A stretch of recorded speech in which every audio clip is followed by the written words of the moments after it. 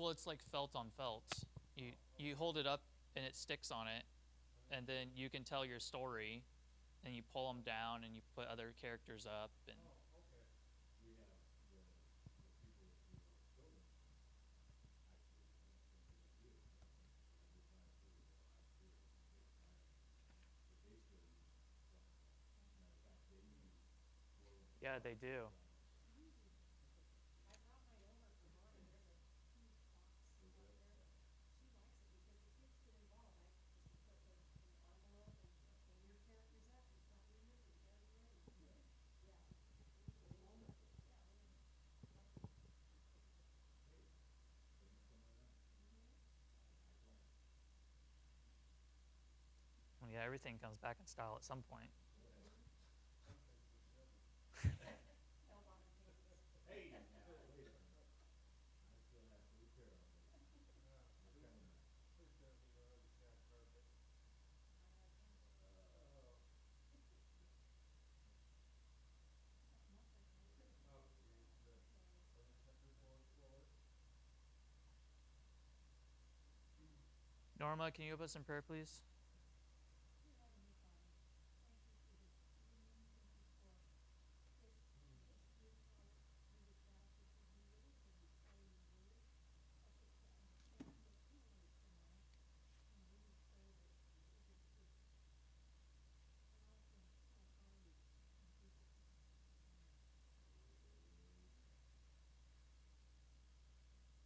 All right, we're still in Genesis 37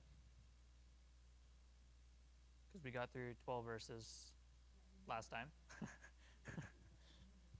which sounds similar to this morning.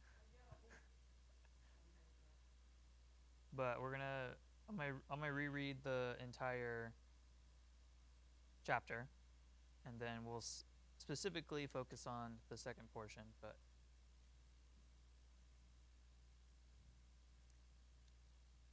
now Jacob dwelt in the land where his father was a stranger, in the land of Canaan. This is the history of Jacob. Joseph, being 17 years old, was feeding the flock with his brothers. And the lad was with the sons of Bilhah and the sons of Zilpah, his father's wives. And Joseph brought a bad report of them to his father. Now Israel loved Joseph more than all his children, because he was the son of his old age. Also he made him a tunic of many colors. But when his brothers saw that their father loved him more than all his brothers, they hated him and could not speak peaceably to him. Now Joseph had a dream, and he told it to his brothers, and they hated him even more. So he said to them, "Please hear this dream which I have dreamed. There we were, binding sheaves in the field. Then behold, my sheaf arose and also stood upright. And indeed your sheaves stood all around and bowed down to my sheaf." And his brothers said to him, "Shall you indeed reign over us? Or shall you indeed have dominion over us?" So they hated him even more for his dreams and for his words. Then he dreamed still another dream and told it to his brothers and said, "Look, I have dreamed another dream. And this time the sun, the moon, and the 11 stars bowed down to me." So he told it to his father and his brothers, and his father rebuked him and said to him, "What is this dream that you have dreamed? Shall your mother and I and your brothers indeed come to bow down to the earth before you?" And his brothers envied him, but his father kept the matter in mind. Then his brothers went to feed their father's flock in Shechem. And Israel said to Joseph, "Are not your brothers feeding the flock in Shechem? Come, I will send you to them." So he said to him, "Here I am." Then he said to him, "Please go and see if it is well with your brothers and well with the flocks, and bring back word to me." So he sent him out of the valley of Hebron, and he went to Shechem. Now a certain man found him, and there he was, wandering in the field. And the man asked him, saying, "What are you seeking?"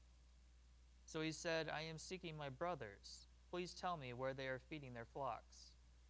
And the man said, "They have departed from here, for I heard them say, 'Let us go to Dothan.'" So Joseph went after his brothers and found them in Dothan. Now when they saw him afar off, even before he came near them, they conspired against him to kill him. Then they said to one another, "Look, this dreamer is coming. Come, therefore, let us now kill him and cast him into some pit, and we shall say, some wild beast has devoured him. We shall see what will become of his dreams." But Reuben heard it, and he delivered him out of their hands and said, "Let us not kill him." And Reuben said to them, "Shed no blood, but cast him into this pit which is in the wilderness, and do not lay a hand on him, that he might deliver him out of their hands and bring him back to his father." So it came to pass, when Joseph had come to his brothers, that they stripped Joseph of his tunic, the tunic of many colors that was on him. Then they took him and cast him into a pit, and the pit was empty, there was no water in it. And they sat down to eat a meal. Then they lifted their eyes and looked, and there was a company of Ishmaelites coming from Gilead with their camels, bearing spices, balm, and myrrh, on their way to carry them down to Egypt. So Judah said to his brothers, "What profit is there if we kill our brother and conceal his blood? Come, and let us sell him to the Ishmaelites, and let not our hand be upon him, for he is our brother and our flesh." And his brothers listened. Then Midianite traders passed by. So the brothers pulled Joseph up and lifted him out of the pit, and sold him to the Ishmaelites for 20 shekels of silver. And they took Joseph to Egypt. Then Reuben returned to the pit, and indeed Joseph was not in the pit, and he tore his clothes. And he returned to his brothers and said, "The lad is no more, and I, where shall I go?" So they took Joseph's tunic, killed a kid of the goats, and dipped the tunic in the blood. Then they sent the tunic of many colors, and they brought it to their father and said, "We have found this. Do you know whether it is your son's tunic or not?" And he recognized it and said, "It is my son's tunic. A wild beast has devoured him. Without doubt, Joseph is torn to pieces." Then Jacob tore his clothes, put sackcloth on his waist, and mourned for his son many days. And all his sons and all his daughters arose to comfort him. But he refused to be comforted, and he said, "For I shall go down into the grave to my son in mourning." Thus his father wept for him. Now the Midianites had sold him in Egypt to Potiphar, an officer of Pharaoh and captain of the guard.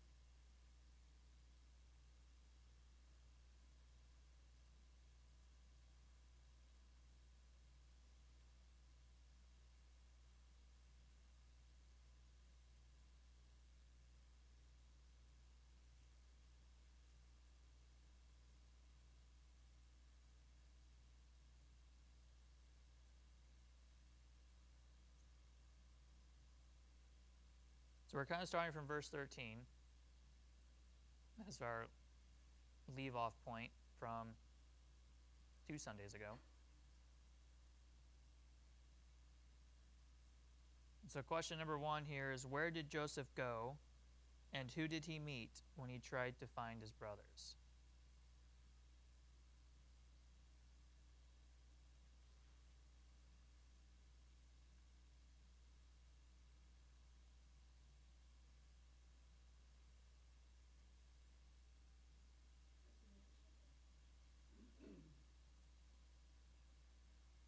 So where was his brother supposed to be?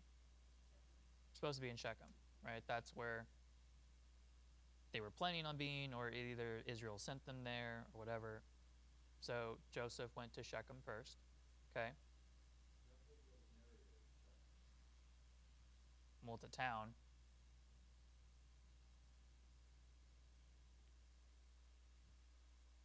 I mean, we remember Shechem, Jacob already had an issue with Shechem.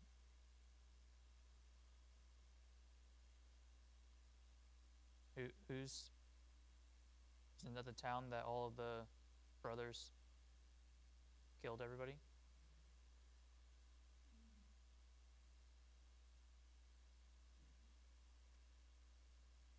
So they already have a history with Shechem.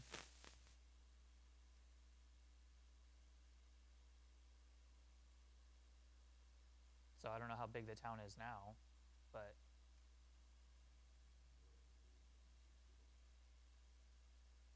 it came back. I mean, it's enough that's on the map. But either way, all the fields there, that's what they're using for grazeland. The area around Shechem, at least. But they're not there. Seems like they have to be fairly good size if you know you're gonna have that many fields. If it's smaller, you won't be able to see them in the distance. If it was smaller, you'd be able to tell by being in one place that they're not in this area.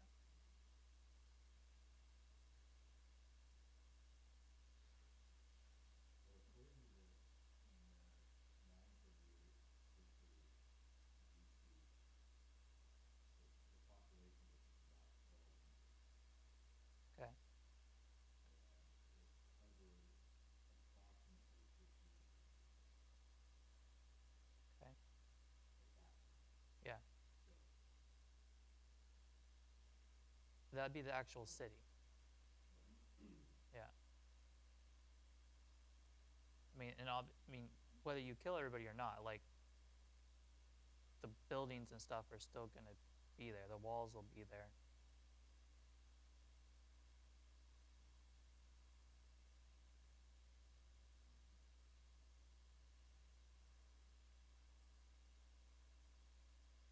So he goes to Shechem, can't find him. Then what happens?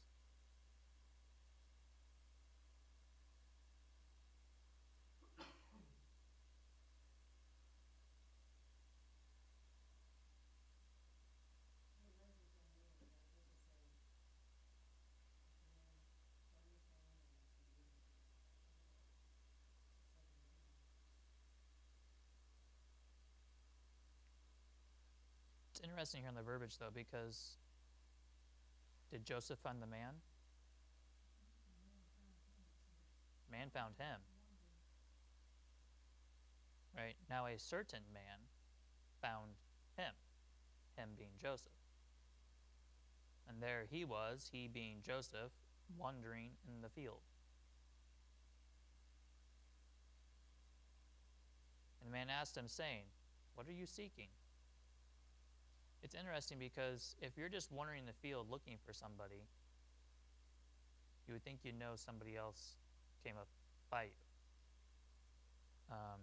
A lot of people think that this reinforces Joseph and his dreams because he's daydreaming. but not necessarily. No. Because there's natural inclination would be for one person to be traveling and another person to be traveling. And they may be coming out together. Who knows? Or not. Or why not this or Well, being in such close contact, what they would knew he need was to know? gone, Yeah. yeah. I'm trying to get the idea that Joseph isn't one to be spending the night out there by himself. Anyway, and it's a day trip to find his brother. No, it's longer than that. Or was it, okay. Hebron to Shechem is So he was in the longer day. than a day. Okay. He would be traveling. Okay.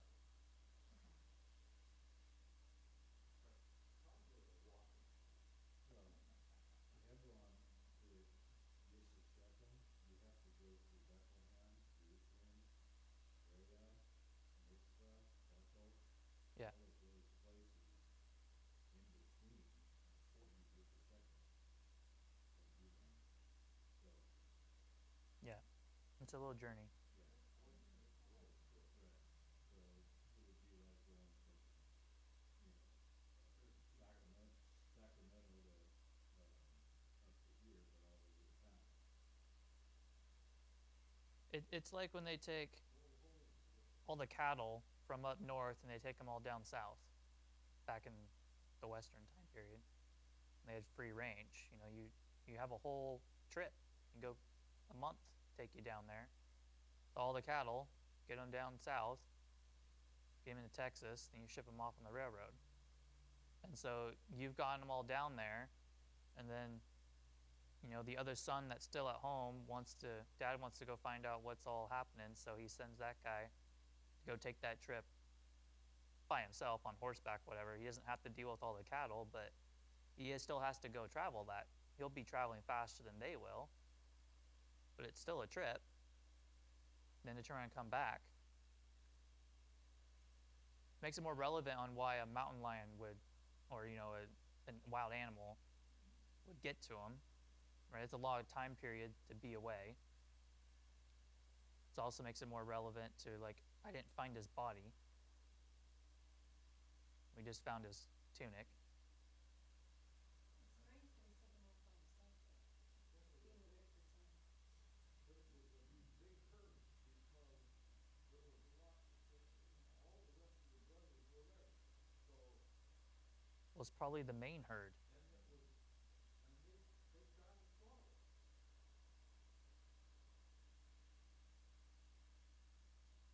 I remember taking Grandpa pulling cow herds out to Baker Station, and it took 2 long days to get out there. Some of them 18 miles. I have video too, in my shop, and I had on really loud so I could hear me telling them outside and back. And the other day they were talking about Joseph and how he had told about his brothers to really, not watching the herds go out, and told his dad about it. And he did say that, I don't know where the source was for this, but his brothers had been taken out. They hadn't done things correctly. They fixed themselves. So they were in the wrong, according to this version, but he also told on them even though they were right. So there was, it kind of added to what we were talking about, the bad blood between the brothers and so forth. Well, one thing is it's a natural inclination, it comes to us myself, that I think the other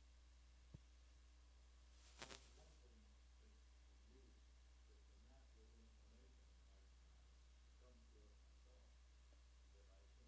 they aren't necessarily gone. They have families and they have, they're older. And Joseph was 17 when he was the youngest of his own. Jacob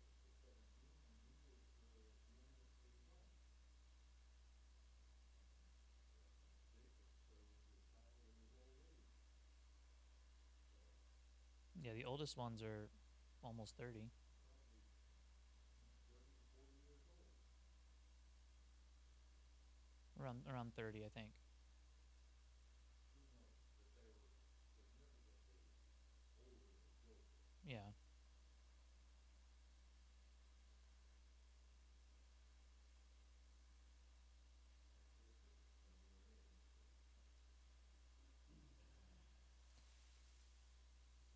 So a certain man found him, asked him what he's seeking. Right, he says, I'm seeking my brothers.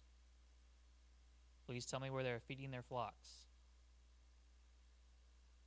And the man responds, they have departed from here. For I heard them say, let us go to Dothan. So Joseph went after his brothers and found them in Dothan.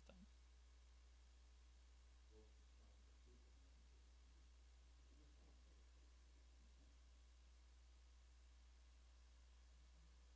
to me.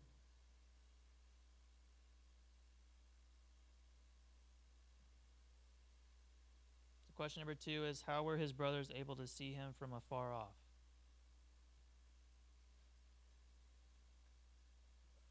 There's that code again. Well, when you're watching the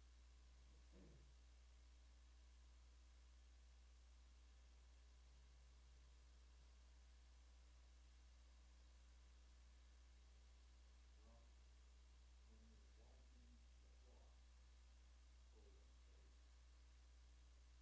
say, you're watching for anything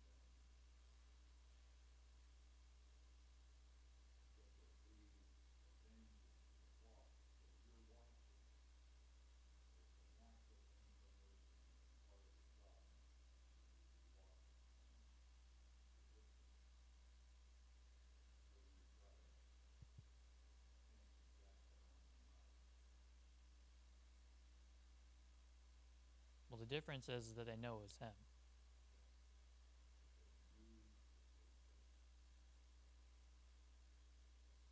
Because he got a big billboard sign on him.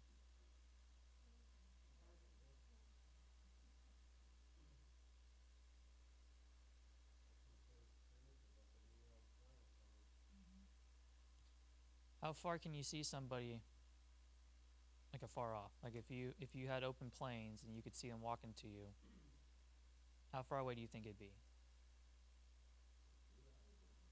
Before I recognized who it actually was, Sure. I don't know, throw, Depends on if you're limping on one leg or not. I'm gonna say, They're pretty healthy. let's say 200-300 yards, I'm guessing. I mean, I could see 'em from, we could see 'em, my parents have 30 acres, we could see 'em at the end of the creek, we could see somebody. but I So mean, you could see 'em all ways. what if they're farther in? Like if you say there's a shadow or something walking right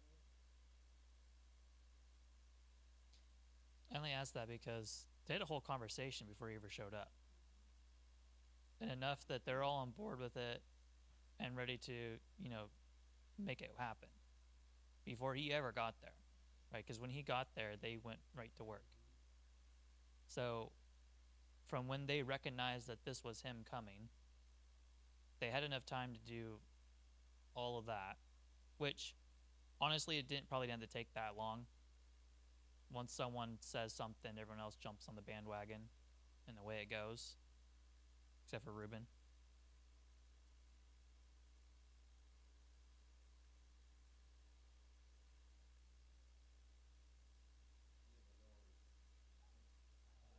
assuming with himself, that they had probably already talked about what they'd like to do after where you're at. Yeah.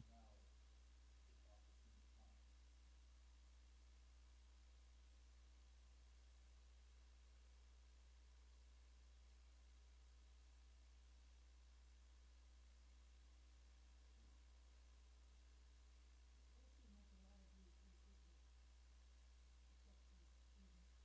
people, except for Stephen, Well, they start off by, look, this dreamer is coming.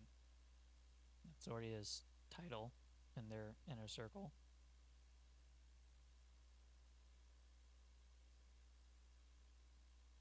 Right? They come right out. They want to kill him, get rid of the body.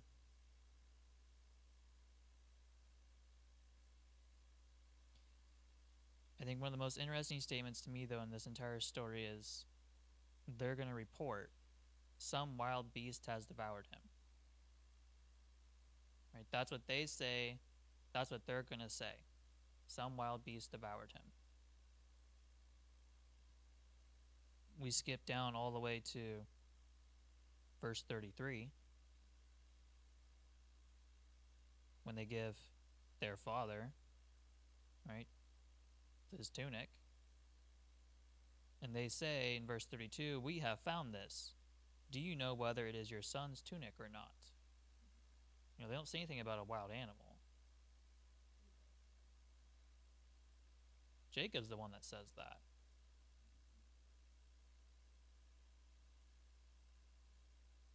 Well, one would make that assumption anyway. Yeah.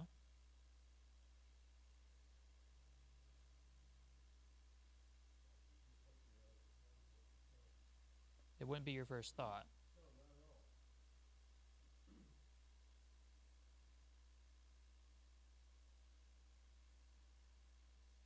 I mean, even with bad blood, right, that's a very drastic measure.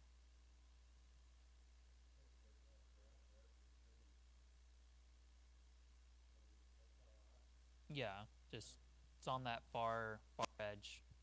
I mean, I've had rough times with my brothers, but if you had a corn, we usually just fought it out, and then the same year came in a couple of days, and it was over.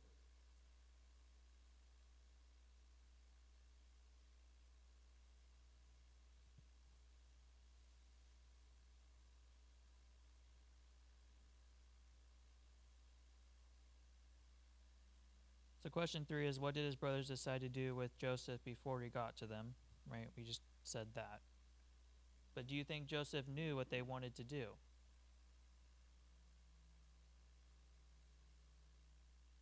We talked about this a little bit last time. Right? Would you willingly walk potentially to your death?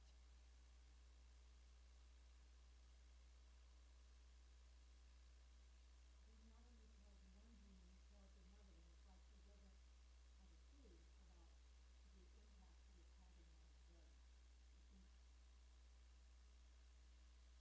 evidently they haven't tried to clean him up before because he's getting kind of these, a little more wary, but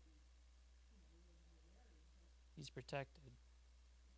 does he know that he's protected? Does God, or is he, he's not never knowing that? Does he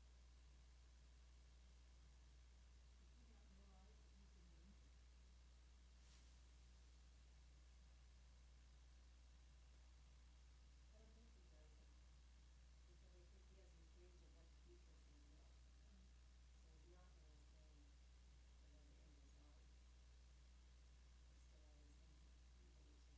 Instead, I just think he believes in what can happen. And we talked a little bit before too, like he has interactions with his brothers, but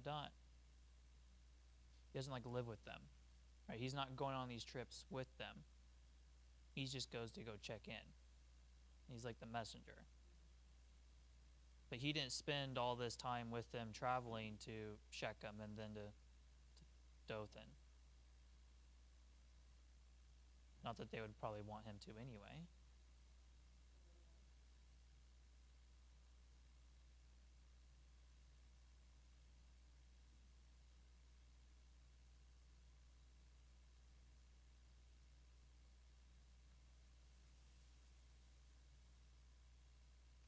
Okay, question 4 is, who wanted to save Joseph, and why do you think he wanted Joseph to stay alive?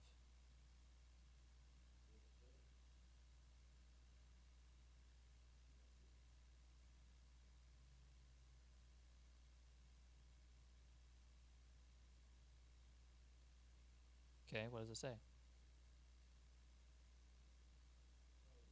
that he might deliver him out of their hands and bring him back to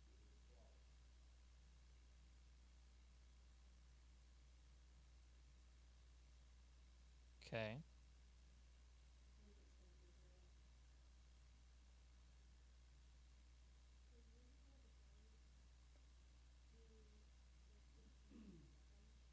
What?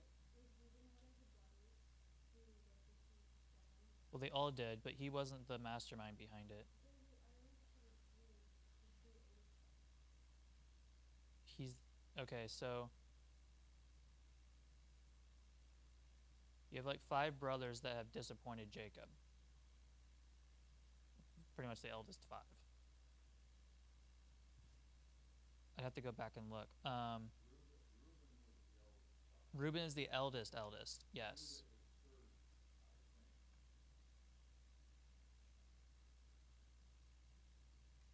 Let me.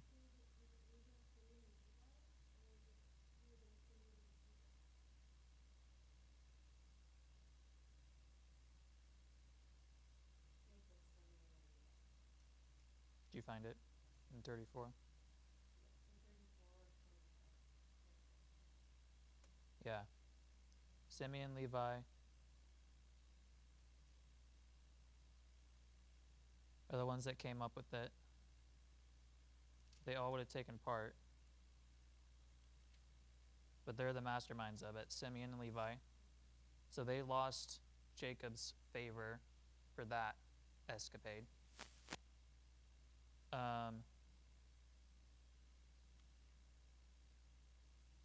Before this, I'm trying to remember where.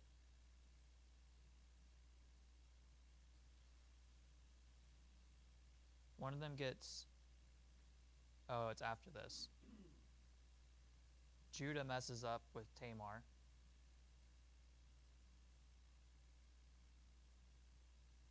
Which is the next chapter, actually. But so Judah screws up there. Reuben's lost. I'm not going to say he lost it. He kind of never had his birthright, which would normally go to the eldest.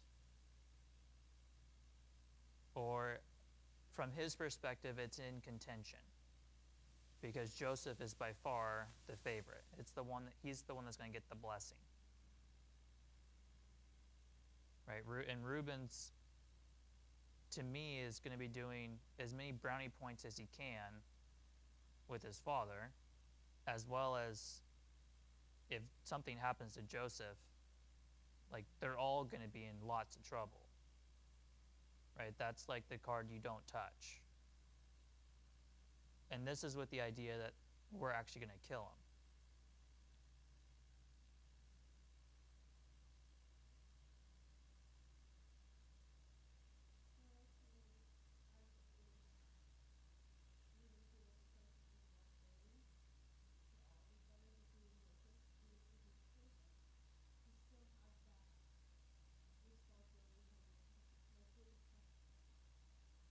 Yes. Also, who gets the blame?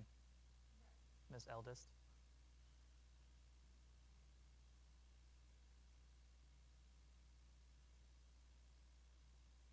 So across the board and on all these things, right? He's going to be involved to some degree. He's not going to be left out of the loop, really. In fact, this is like the first time he probably is, sort of, because they made a last-minute decision.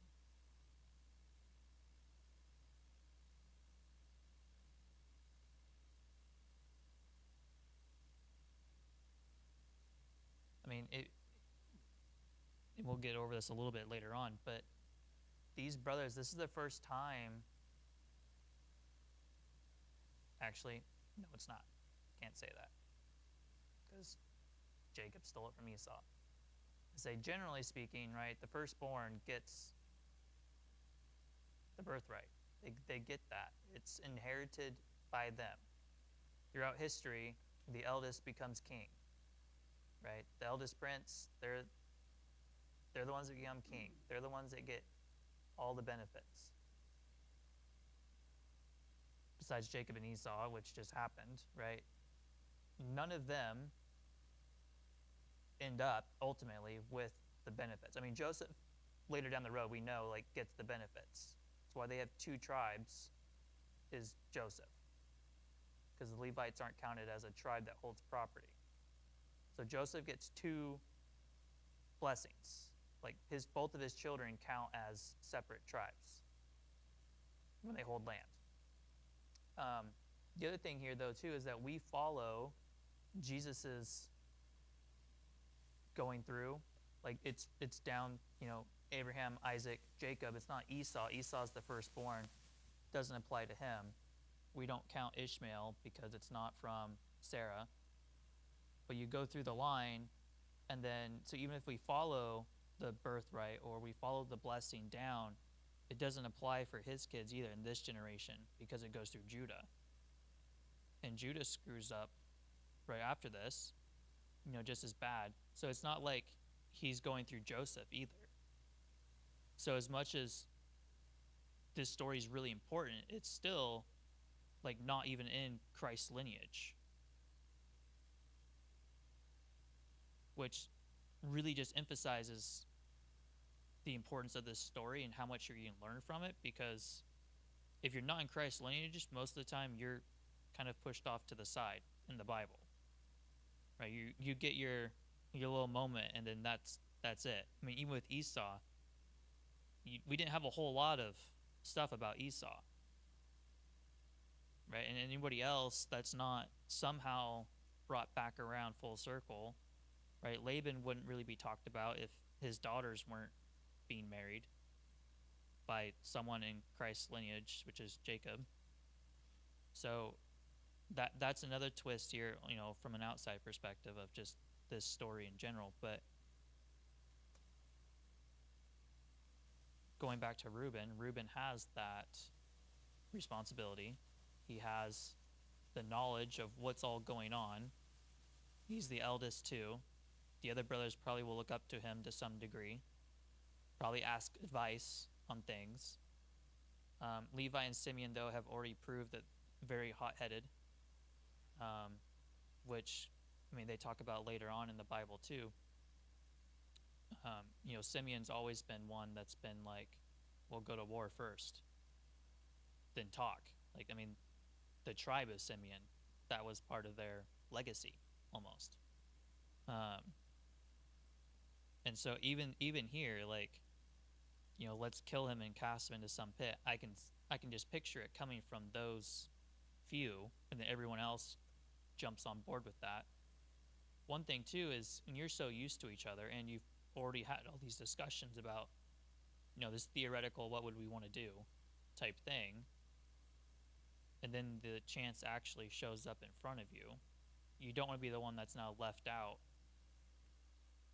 Understand too, back in culturally, it was no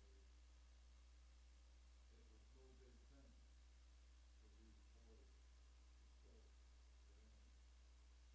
Oh, You just did that, and you killed a neighboring town.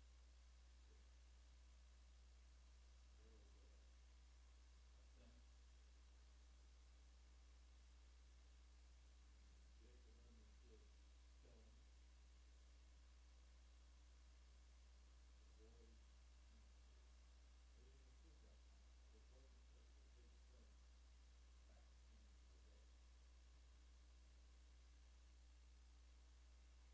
what do you think about Abraham?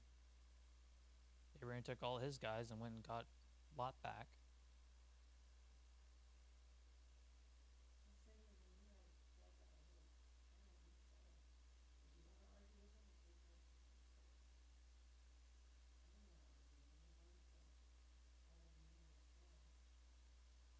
They made you help, Mm-hmm. however that works.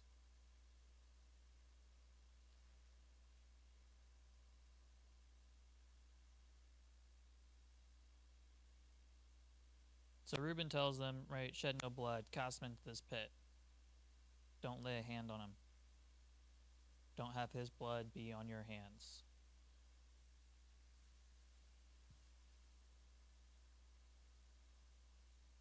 And so Joseph shows up. They grab him, they strip him, and they throw him in the pit. The pit was empty, there was no water in it. People think it was a well at one point. Regardless, whatever, it's dry. Nothing in there. You can't get out, though. And Reuben's gone. Right? Reuben had to go leave, to go get something to get him out.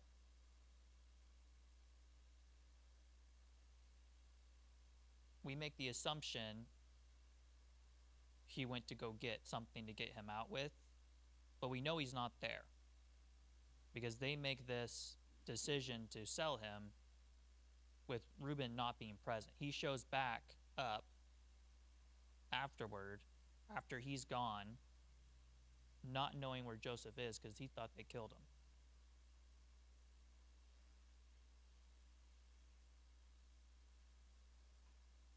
It's also interesting because verse 25, it says there's a company of Ishmaelites coming from Gilead with their camels, bearing spices, balm, and myrrh, on their way to carry them down to Egypt. So they're coming from Gilead. They're Ishmaelite traders. And then in verse 28, it says, then Midianite traders passed by. Well, Midianites are people from Midian. You know where Midian is?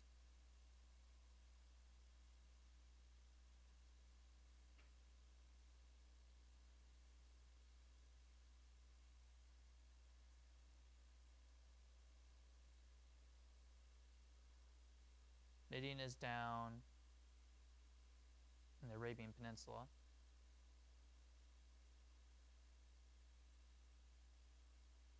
It is now a big center for Islam, which was started basically by Ishmaelites, and it's where they settled and they controlled. So in this case, Midianites and Ishmaelites are the same, even though it's making different statements. So these are basically Ishmaelites that are coming from Midian. They've already gone up north, gone through Canaan, because they're coming from Gilead. Excuse me, are you saying the Midianites and the Ishmaelites are the same? Because they're just presented here as being the same. Yeah, they are. They're the same.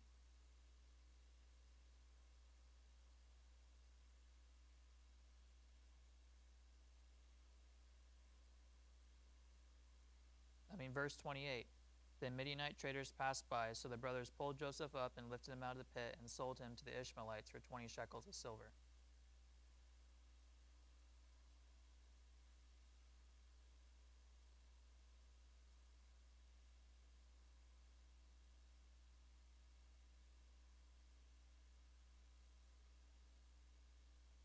Well, it says Ishmaelites from Gilead, and then it talks about Midianites.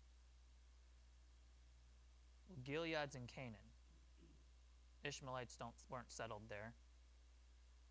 So I would say is like the last town they're coming from. They're heading to Egypt from there. They've been trading. They stocked up on new supplies in Gilead. Okay. There's the supplies they're carrying on the way to Egypt. Midianites are not Ishmaelites. Well, Midianites come from the city of Midian, Right. which was settled by Ishmaelites. The Ishmaelites settled the whole area. I know. Wasn't Moses' father-in-law Midianite? Isn't that where the 12 came from? The daughters? Yeah. It seems, at different times in the Bible that, I can't remember his name again, as far as Gad, the father-in-law of Moses, but he was in the text with Moses' God.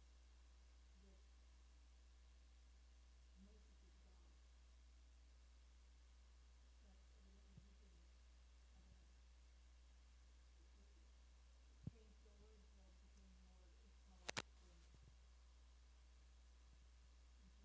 Jews. Well, Am I confusing that story? no, it's just it'd be like you're a Californian, but you're also an American. So you're American, you settled everything. And so we're also saying you're a Californian because you're from California.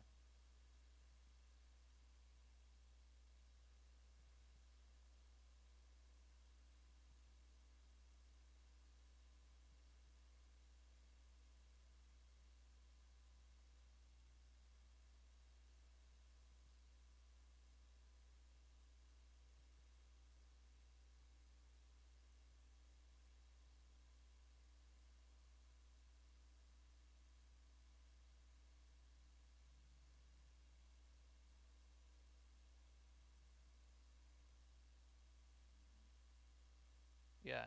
Ishmaelites is a general term for the nomadic Arab or Bedouin traders, while Midianite might refer to a more specific tribe within that broader group. So even though they're not necessarily the same, their names are a lot of times used synonymously. And this is all on here, I looked it up before, because they're often used interchangeably in the Old Testament accounts. It makes it confusing, though.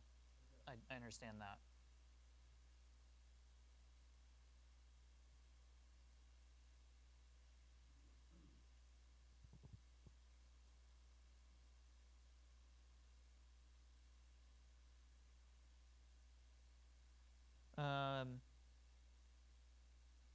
Question 5. What did the brothers decide to do with Joseph?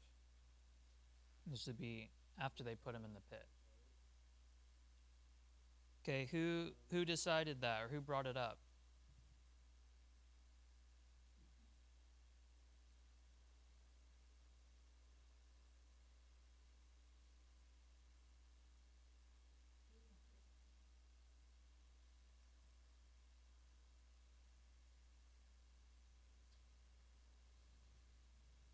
interesting with Judah. He sees the traders, right? They're now around the area, like they're already in the picture before he says anything to his brothers about this, right? And his question is, what profit is there if we kill our brother and conceal his blood? What do we gain from that? Right? That's another word for profit. Besides the fact that we don't have to deal with him anymore. Right? But what can we earn from this? Come and let us sell him to the Ishmaelites, and let not our hand be upon him, for he is our brother and our flesh. And his brothers listened.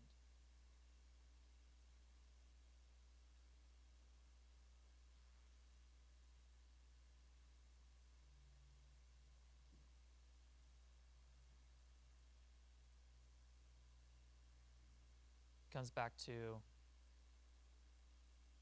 you can be really mad at somebody and say you want to kill them in the heat of the moment. But do you actually want to kill them?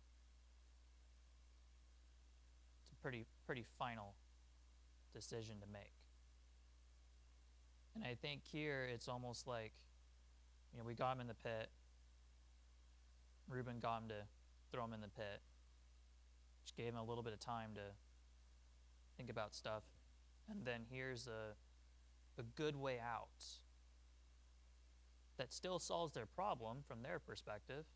He's going to be gone. He's off their hands. They don't have to deal with him anymore. But they also don't actually have to kill him. Now his life and death are not in their hands, in their head. There's something about murdering somebody. It's planned. And even though the brothers were being relationship, but they knew about killing. And they knew very plainly that if ever word got out to their father, they're done.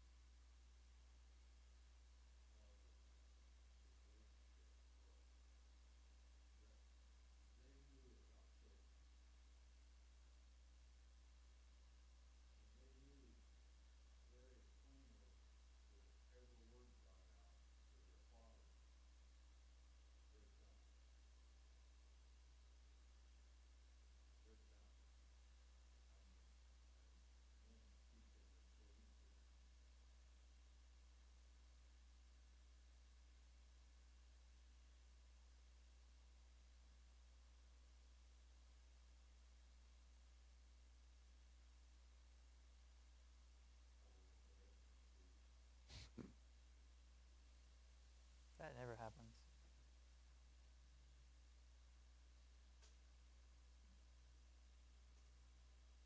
One of the things that really made me just question Reuben, I guess. And we don't know, I guess, why Reuben left. We just know he did. Right? They sold, or let's go, verse 28. Midianite traders passed by, so the brothers pulled Joseph up and lifted him out of the pit, and sold him to the Ishmaelites for 20 shekels of silver. And they took Joseph to Egypt. Which means they had a way to get Joseph back out of the pit. Also, yeah, so then the thing is like, well, why did Reuben leave? Because then Reuben shows back up. Joseph was not in the pit, and Reuben tore his clothes.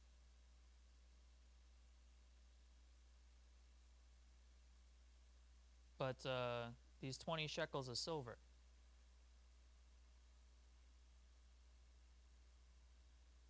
Anything of significance of that?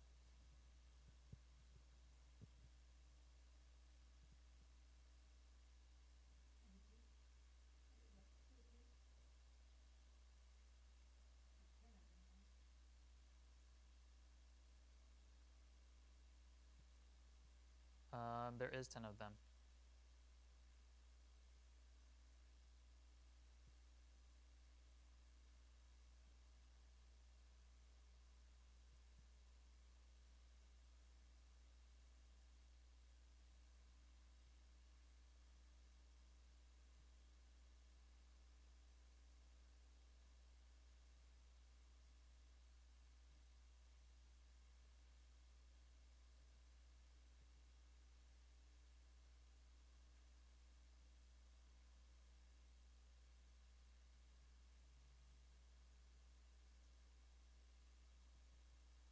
Yeah. So 20 pieces of silver was a standard price for a male slave in the ancient world.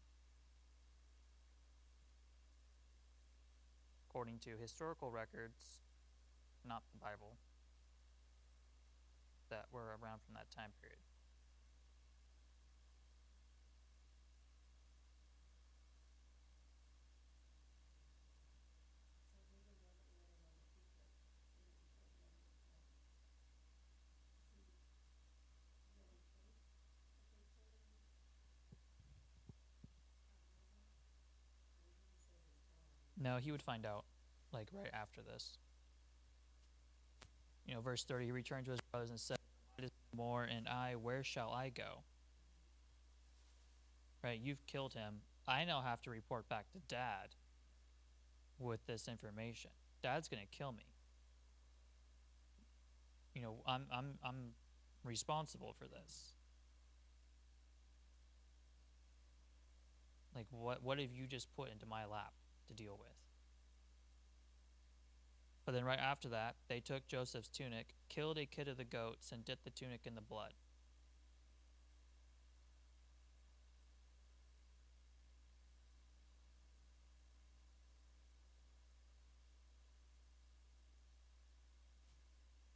See, and Reuben would have been the one that had to take the coat into the death. I mean, Reuben was the one important to the story.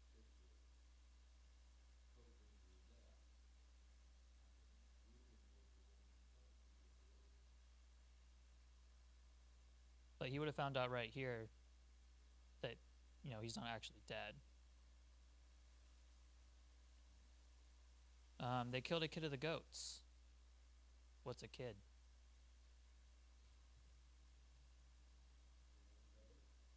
A kid, basically, right? So, in here, you can think of it as, we talk about how you sacrifice animals, they have to be, without blemish, things like that. But it's kind of how this is. It's a baby goat. It's innocent. Nothing's really gone on with it. And that's what they dip the tunic in.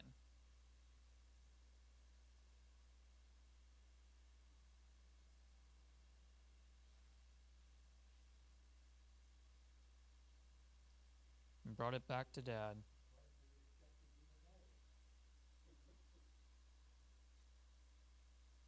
long. Yeah, they take that whole trip back. It's all dusty now.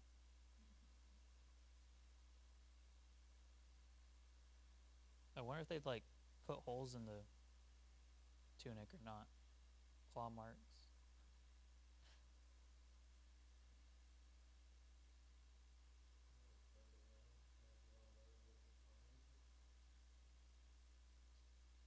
Verse 35 also just makes me wonder, how well, if you lie about something and then you're forced to help the person because if you don't, it would expose the lie. And it just heaps more coals on your head. No.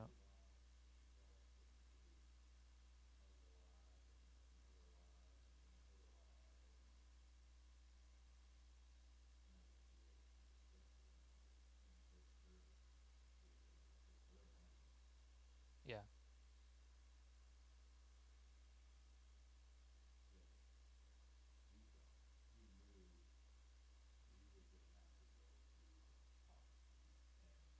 Yeah.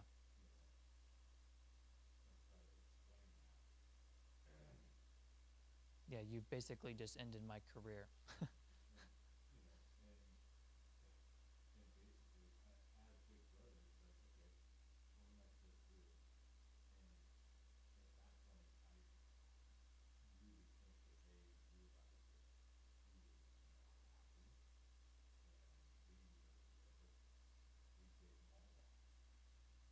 back. And he was sick. What am I supposed to, where am I supposed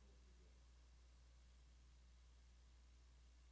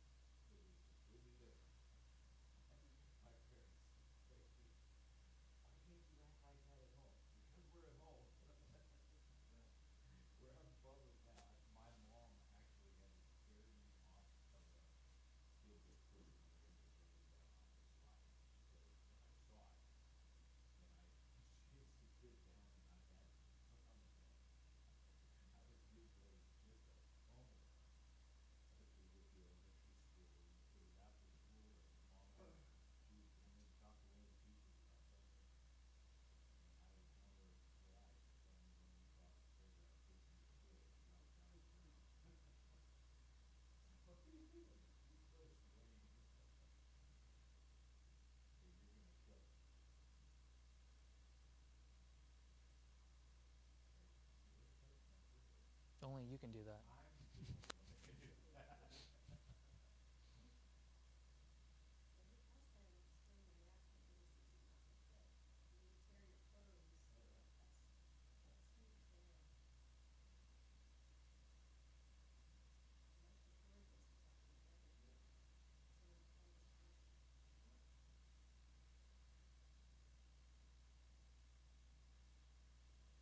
this person. Yeah. You kind of wonder though, like in the back of their mind, did they already start planning how to spin this story to Dad? I mean, you're not going to outright just say like, "We did this," right? Reuben left, and we just followed him, and all of a sudden we turn around and he was gone. Well, it's. I mean, we don't have a lot of information here, obviously, but you have a couple of things. One thing, they're not in Shechem, but does Jacob know that? Does Jacob ever know they went to Dothan? Joseph had to get directions. Hey, where's my brother? Oh yeah, they went somewhere else. Yeah. So the other portion is, when they say this, we have found this. Right? It didn't happen in their presence in the story they're telling. So then how long has it been? Where'd you find it at? Right? There's a lot of information here we are not privy to. But, if it's on the roadside, then we don't have any blame for this. He wasn't in our circle. Right? You're definitely not going to be the one that's like, oh yeah, he showed up and he's been with us, then all of a sudden, the animal showed up and we couldn't get to him in time. Right? That's a whole different story than. So how far is Dothan from where Jacob was? That wasn't just down the road a mile. From Dothan to Shechem. I don't actually know where Dothan is. They kept it part of the original film, so technically, sort of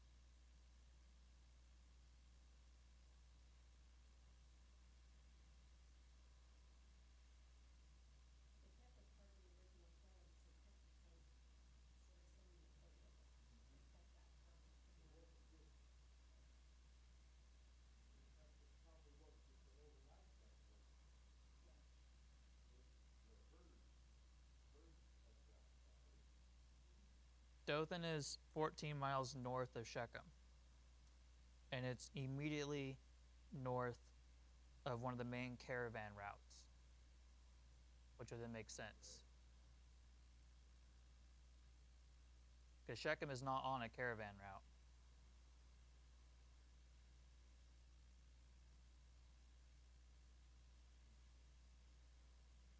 And then the distance from Hebron to Dothan is 80 miles. 80 miles? Yeah.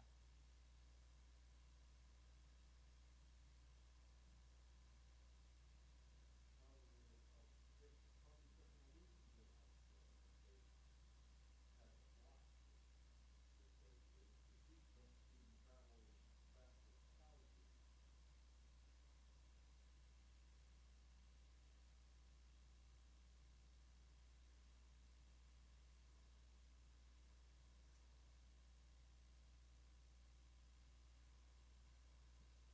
So Hebron to Shechem is like 50 miles, and that's going north. And then you go another 15 miles past that. Okay, so 65, 70 miles from Hebron. But they're not going to be like, oh yeah, we left Shechem area before he got to us. It's probably a visit to your home area. Yeah.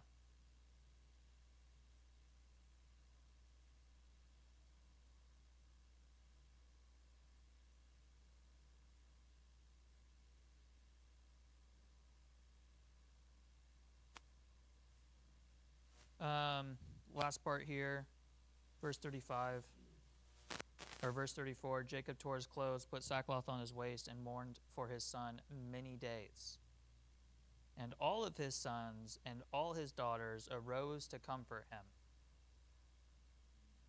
That's where it's like you just did the deed, and now you get all this guilt that's going to be thrown on you because now you have to go comfort your father for something you just did that he doesn't know you just did. So it's almost one of those things like how do you live with yourself type thing, but this is going to just drive that nail in their back and just twist it. One thing is that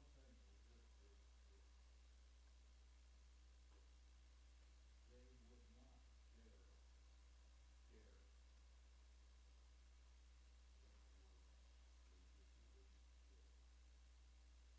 Well, their life as they know it would be over.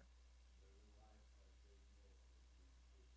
Weren't they truth-tellers and go-getters and they hung out there just by themselves, but didn't they have a group of people? Not with that many brothers. Okay, so that's why they could keep it quiet. They wasn't united to say, hey, guess what happened when we were out with the sisters? I mean, you also have to remember too, Jacob has so many animals. I mean, he's inherited from Abraham's wealth to Isaac's wealth to his own wealth, the wealth he got from Laban. Like, he has a lot of wealth, which back then, most of it is animals. So as many animals as they have, that's not all of them.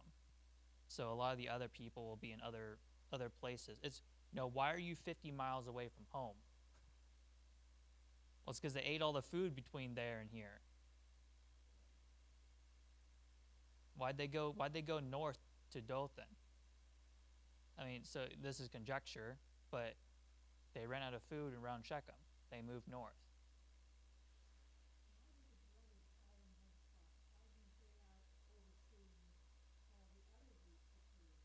Why did they just stay together? They wanted to. That was no. It's just Strikes me that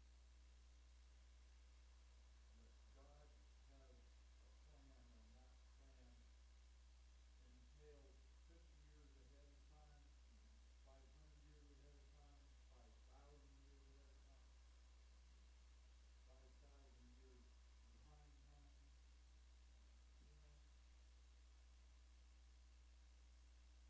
this all planned out. They meant it for evil, God meant it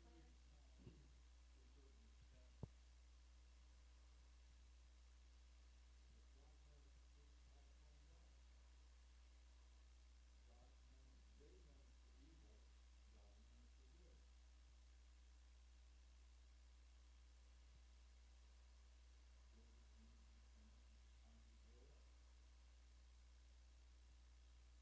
well, he'd be put into a situation that later on he would save the world from. He wasn't ever sold to Egypt. When other time would he ever go to Egypt? well, and their plan was to be at Shechem, because they stayed in Shechem, and that's not on the trading route, so the plan was that he was gonna be Was staying there. to be sold to the Ishmaelites. That's funny. He needed to go with Jesus.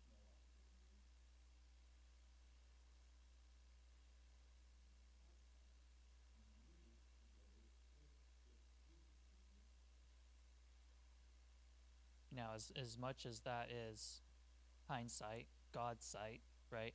They still made the decision themselves to do it. So you can't throw in like, well, they're forced to do that, right? Because they still made that decision. God just knew what that decision was going to be and made plans around it,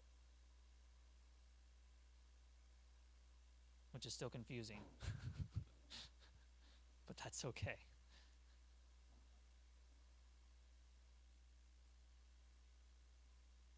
Mitch, can you close us in prayer, please?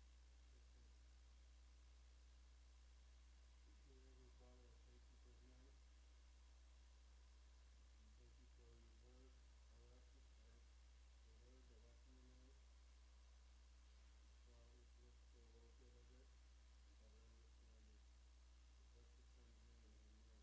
In your precious son's name, amen. Amen. Amen. So 2 weeks, we get Judah and Tamar in Genesis 38. Yay! More problems.